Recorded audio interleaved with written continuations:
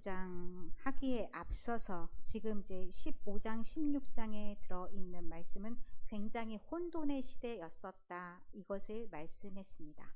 물질적으로 풍성했고 넉넉했지만 그 물질이 누구를 위한 것인가? 이런 것들도 오늘 이후의 말씀을 보면 생각해 볼 수가 있습니다. 오늘의 말씀의 제목은 참신, 참왕은 누구인가? 라는 것이 주제가 될 것 같습니다. 17장에 길앗에 우거하는 자 디셉 사람 엘리야가 뚝하니 등장했습니다. 그가 어디 출신인지 무엇을 했던 사람인지 몰래 하나님께서 부르셨던 사람인지 알 수 없으나 굉장히 이적 같은 일들로 함께 등장합니다. 엘리야가 아합에게 말합니다.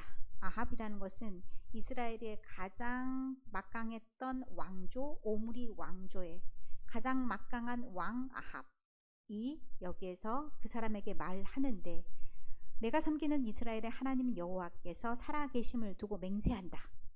내가 말하지 않으면 수년 동안 비도 이슬도 내리지 않는다. 이게 얼마나 어마어마한 일입니까? 이제 계속 가뭄이 들고 기근이 들 것이다 라는 선전포고와도 같습니다.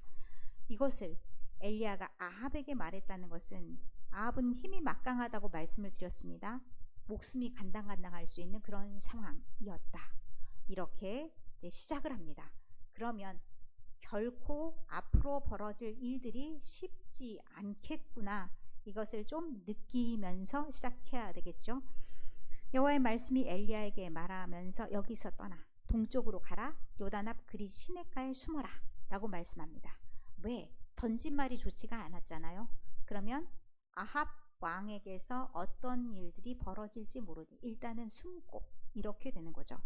요단 그리 시냇가에 가서 숨었는데 그곳에서 까마귀가, 우리가 잘 알고 있잖아요. 까마귀가 등장한다 그러면 우리 보통 사람들이 생각할 때 불길해라고 생각하지만 성경에 나온 까마귀는 그렇지 않습니다. 그래서 우리 목사들끼리 하는 얘기가 거긴 작은 까마귀가 다녀갔구나. 그러면 뜻하지 않은 도움을 받았다. 이제 이걸 이야기하고, 우리도 그렇게 큰 까마귀가 있으면 좋겠어? 라고 말하면 어마어마한 큰 선물이 그 교회에 있었다. 뭐 이런 내용을 얘기합니다. 여기도 그리 시냇가에 지금 그런 일들이 등장하여서 아마 이런 것들을 이제 빌미로 그런 이야기들을 할 수 있을 것 같습니다. 그리 시냇가에서 이제 숨어라고 말했는데 숨고 그 다음에 없으면 안 되잖아요. 누가 먹을 것을 갖다 줘야 돼요. 가라는 그분이 책임져 주시는 것을 보게 됩니다. 그러니까 가라고 했을 때는 믿음으로 가는 것도 필요합니다. 그래야 그 다음이 열립니다. 내가 그것을 미리 걱정하면 사실 앞길이 막아질 수도 있습니다. 가라 했더니 갔어요.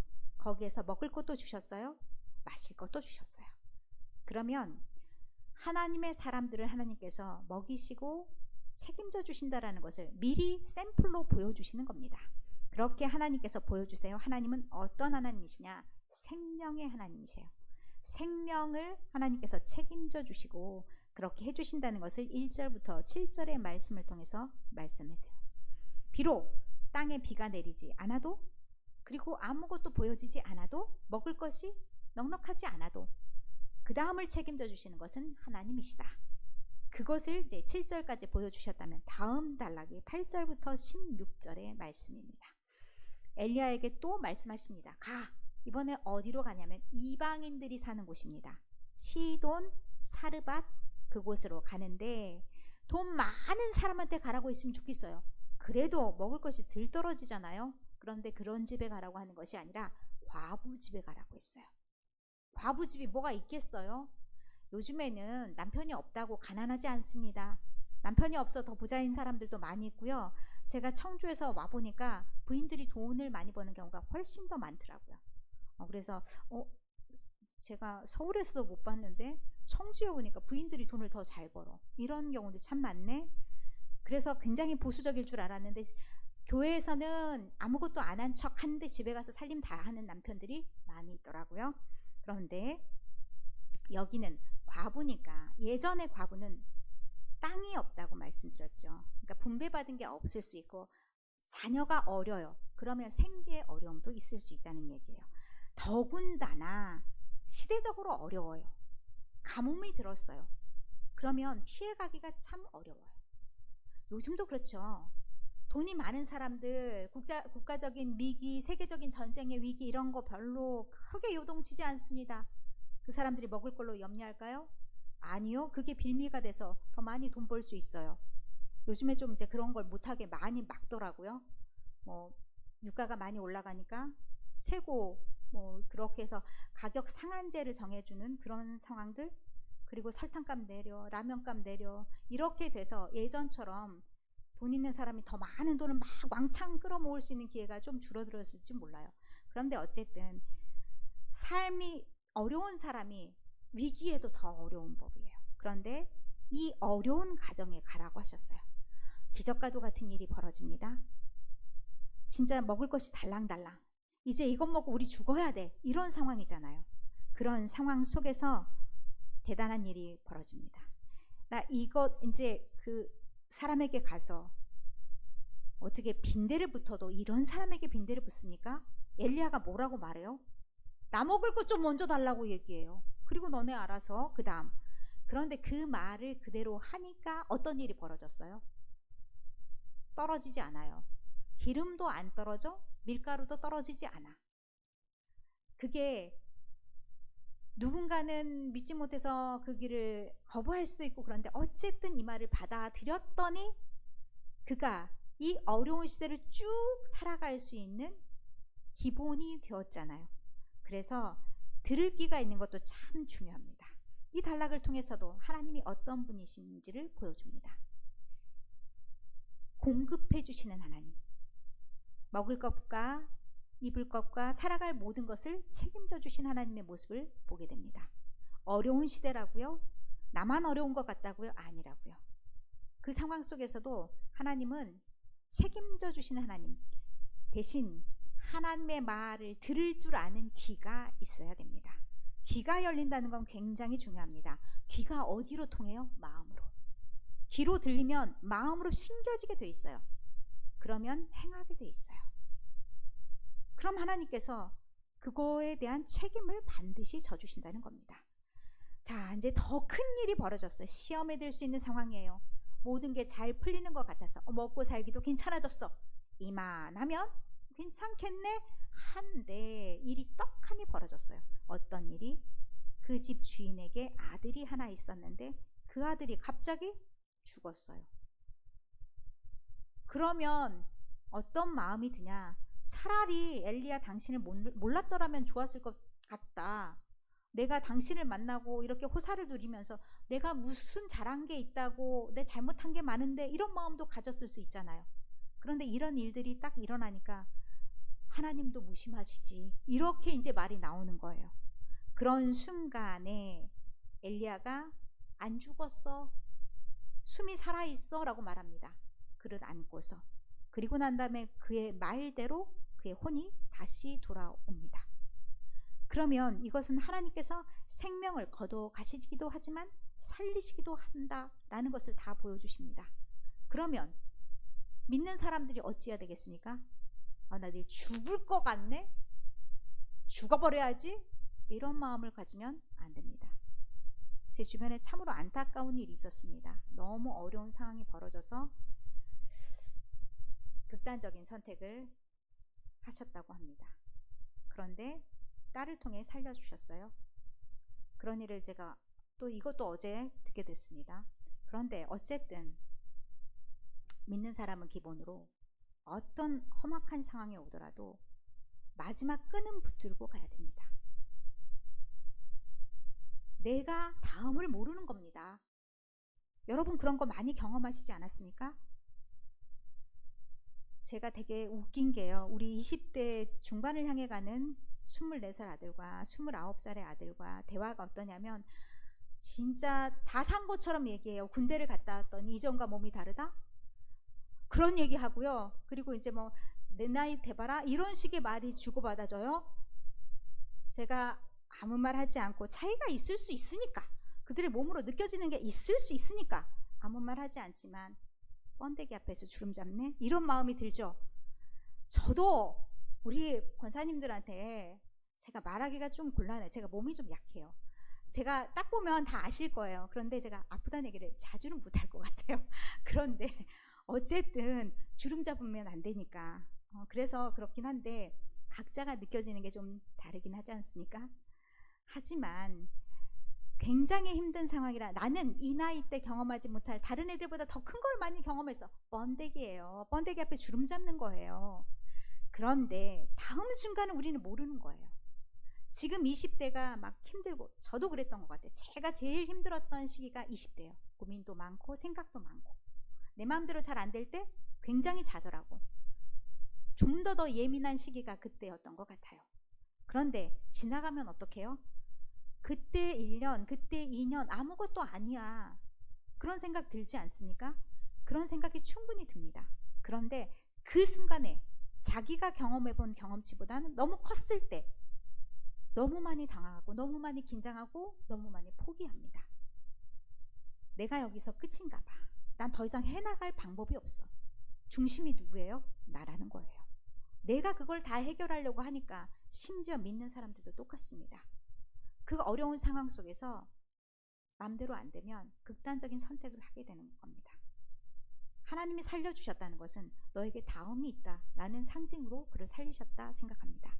이 아이도 마찬가지입니다. 가족에게 대단한 시험이 들었겠죠. 엄마에게도 엄청난 믿을 거는 너밖에 없어였는데 그것이 사라지는 그런 고통, 그 순간을 경험했을 거 아닙니까? 그러나 그를 살리셨다는 것은 좀 제발 믿음의 눈으로 좀 바라봐. 언제까지나 바들바들 눈에 보여지는 것에 의해서 살아갈 것이냐? 아니다라는 것을 이걸 통해서 싹 보여주시는 겁니다. 그러면 선택이 바로 서야 되지 않겠습니까? 그래서 18장 갈멜산이 등장하는 겁니다. 제가 순서가 중요하다고 말씀드렸죠. 순서 그리고 가장 중심에 어떤 내용이 있는가를 보면 여기서 이런 말씀을 하려고 하는 거구나를 알 수가 있습니다. 이제 갈멜산으로 시선이 쫙 옮겨집니다. 많은 날이 지나고 제3년에 그러면 무슨 말이냐면 3년 동안 변화가 없이 기근의 상황에 비도 한 방울 없이 이런 상황이 되었던 겁니다. 그래서 엘리야가 아합에게 보이려고 그때 사마리아의 기근이 심하였더라. 이제 엘리야가 아합에게 보이려고 가는데 북이스라엘의 수도가 사마리아입니다. 땅이 쩍쩍 갈라지고 농사가 안 되고 기근이 심한 이 상황. 아합 왕은 누구에게 책임을 묻냐? 엘리야에게 책임을 묻습니다. 그래서 선지자들도 많이 죽였고 이런 상황들 있었습니다. 그런 상황 속에서 이제 오바다라는 사람이 그 사람들을 감추어주고 숨겨줬던 이야기가 잠깐 등장을 하고 오바다를 엘리야가 만나는 장면이 있습니다. 그때 얘기하는 게 10절에 당신의 하나님 여호와께서 살아계심을 두고 맹세하노니 내 주께서 사람을 보내어 당신을 찾지 아니한 족속이나 나라가 없었는데 엘리야가 내가 아합을 만나러 갈게 그 말 못 믿겠어요. 그렇게 해가지고 어디로 쑥 사라져버리면 나는 어떻게 되냐. 그러니 나를 불쌍히 여겨서 그런 얘기 하지 말고 제대로 이번에 만나줄 수 있겠냐. 이렇게 하니까 만나주겠다. 이렇게 얘기해서 이제 엘리야와 아합이 만나게 됩니다. 아합이 말하는 것이 아주 걸작입니다. 17절의 말씀을 보니까 엘리야에게 이스라엘을 괴롭게 하는 자여 너냐. 이건요 돌려치기입니다. 사실 이 모든 근원이 누구에게 있다 생각하냐면 엘리야에게 있다고 생각하는 거예요. 엘리야가 무슨 힘이 있게요? 하나님이 부여하신 힘이잖아요. 이건 다른 말로 하면 하나님을 원망하는 말이에요. 하나님이 이 모든 상황을 만들었어. 이런 말이거든요. 자기는 아무 책임이 없다는 거예요. 3년 동안 아무 반성이 없어. 아무 회개가 없었어. 그리고 똑같이 분노하는 마음으로 지금 하나님께 나아가는 거랑 똑같습니다. 그렇게 하면서 이제 엘리야가 대단한 결정과 그리고 제안을 하게 됩니다. 엘리야가 당신네 많은 선지자들 있지. 바알을 믿는 선지자도 450이고 이세벨을 믿는 선지자도 400명인데 그들 싹 다 모아봐. 우리 대결 한번 해볼까? 이렇게 제안합니다. 이제 갈멜산으로 다 모아봐라. 이렇게 하면서 백성들에게도 얘기합니다. 언제까지나 우물쭈물 우왕좌왕 하겠느냐. 너희가 선택할 바를 반드시 하라. 참 하나님인지를 발견했다면 그 하나님을 믿는 것이 마땅히 너희가 할 바다. 그렇게 해서 백성들이 다 대답합니다. 그렇게 하면 우리가 믿을 수 있겠다, 그렇게 따르겠다, 이런 의미로 그렇게 하고 제안하는 게 뭐냐면, 자, 이쪽에도 제단을 쌓고 그리고 엘리야도 제단을 쌓습니다. 불로 응답하는 하나님이 참 하나님이다. 다 아시죠? 그래서 불로써 누가 응답 받았나요? 엘리야가 응답을 받습니다. 그리고 그 엘리야가 응답을 받고 난 다음에 나머지 바알 선지자들은 어떻게 됐겠습니까? 처형을 받았습니다. 그랬더니 어떻게 되냐? 나중에 가뭄이 그치고 엘리야가 말한 대로 비가 오기 시작합니다. 여기까지가 18장. 그러면 대결의 끝판왕이 누구냐? 여호와 하나님이시다. 그럼 백성들은 누구를 따라야 되느냐? 여호와 하나님. 과연 지켜졌을까? 이게 이제 우리의 의문처럼 남는 겁니다. 그런데 이 상황에서 우리가 지난주에 19장 보았듯이 엘리야가 기가 막힌 상황 속에 빠져 있는 것을 보게 됩니다. 어마어마한 이적을 경험하고 어마어마한 기적을 맛보았습니다. 그러나 자신의 생명이 위기에 처하는 상황, 이세벨이 당신을 찾아 이세벨이 당신에게 너 내일 봐 이렇게 말했어? 너 뭐 살아남지 못할 거야 이렇게 말하니까 바들바들 도망가는 모습을 보게 됩니다. 지난번에도 말씀드렸듯이 북이스라엘에 살아요. 꼭대기 지방에 산다고 생각하시면 됩니다. 그런데 가장 남쪽에 있는 다른 나라 남유다 끝까지 도망갔습니다. 그런 상황 속에서 그는 삶의 욕망도 많이 잃고 그저 누워있는, 나 이제 아무것도 못하겠어 이렇게 자빠져 있는 그런 모습을 보게 되죠. 그게 지난번에 우리가 읽었던 그런 상황이고, 그런데 하나님이 이 상황에서도 탓하지 않으십니다. 먹어라, 먹고 기운 차려, 그렇게 하면서 다음 사명으로 나아가게 하십니다. 그래서 그가 먹고 힘을 내어 40주 40야를 가서 호렙산에 도착했다. 이것이 1절부터 8절의 말씀입니다. 그런데 호렙산에서 엘리야가 고독한 고백을 얘기합니다. 10절의 말씀에 보면 내가 열심으로 할 일을 다 했다. 그런데 나한테 남아있는 게 뭐냐? 나 혼자만 남았다. 이렇게 말합니다. 이거는 때때로 느끼는 그런 순간들 있잖아요. 나는 기를 쓰고 막 했는데, 내가 열심을 다 했는데 나한테 남은 게 하나도 없고 나는 혼자 버려진 느낌이 들어. 이게 딱 그 마음입니다. 그런 마음 속에 있었을 때 하나님께서 어떻게 하시냐? 막 우르릉쾅쾅 막 이런 소리가 들으니까 우리 하나님 여기에 계신 아무 말씀도 안 하셔. 이게 우리의 일상의 삶이 아닐까라는 생각을 저는 해보았습니다. 막 은혜 받고 막 집에 돌아가는 순간까지 괜찮았던 것 같아. 그런데 어느 순간에 다 까먹었어. 은혜도 없어. 그런데 하나님의 음성도 들리지 않은 것 같아. 그런데 그 음성은요, 아주 내가 귀 기울이지 않으면 들려지지 않는 것. 그게 세미한 음성입니다. 들으려고 노력해야 들리는 그 소리, 그 세미한 음성, 그 음성을 나중에 듣게 됩니다. 또 타령하죠. 내가 여호와에 대한 열심히 유별해서 나만 남았다. 이거 몇 번 반복하냐면 3번씩이나 반복합니다. 그런데 하나님이 뭐라고 하시냐면 너에게 사명이 있어.